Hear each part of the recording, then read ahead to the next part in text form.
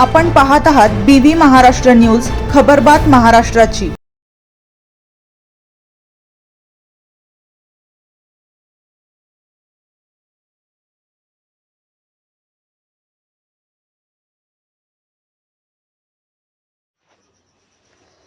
बेलगाव कुरे येथील शेतकऱ्यांनी कृषी कुंभात घेतली आधुनिक तंत्रज्ञानाची माहिती। बेलगाव कुरे येथील शेतकऱ्यांनी नाशिक येथे आयोजित कृषी कुंभात आधुनिक तंत्रज्ञानाची अधिक माहिती जाणून घेतली। यावेळी नवीनच तयार झालेली इलेक्ट्रिक बैल वाहनांनी लक्ष वेधून घेतले।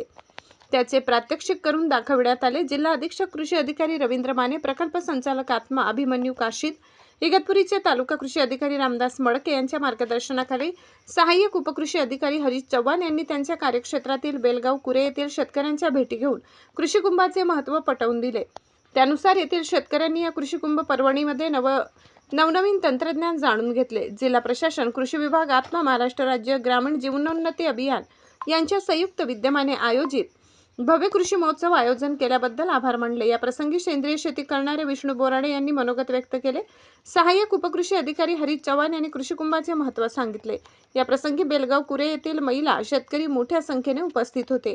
BV न्यूज महाराष्ट्रासाठी विभागीय संपादक लक्ष्मण सोनवणे।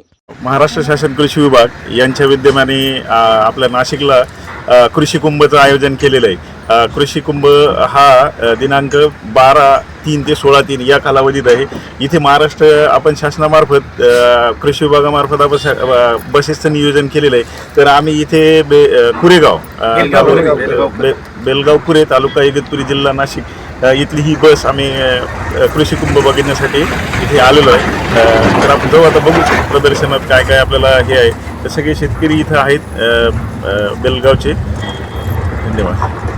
महाराष्ट्र शासन कृषी विभाग आणि आत्मा यांच्या संयुक्त विद्यमाने आयोजित 12 ते 16 मार्च कृषी कुंभाच्या निमित्तानं आज आम्ही सगळे बेलगाव कुरे तालुका इगतपुरी येथील शेतकरी बंधू आणि भगिनी या कृषी कुंभच्या भेटीसाठी या ठिकाणी आलेलो आहोत। जी संधी आम्हाला कृषी विभागामुळे मिळाली, खरंच आम्ही त्यांचे आभारी आहोत। या ठिकाणी जे काही आहे ते बघून आमच्या शेतामध्ये प्रात्यक्षिकाच्या रूपाने महिला आणि पुरुष नक्कीच करतील असा विश्वास वाटतो।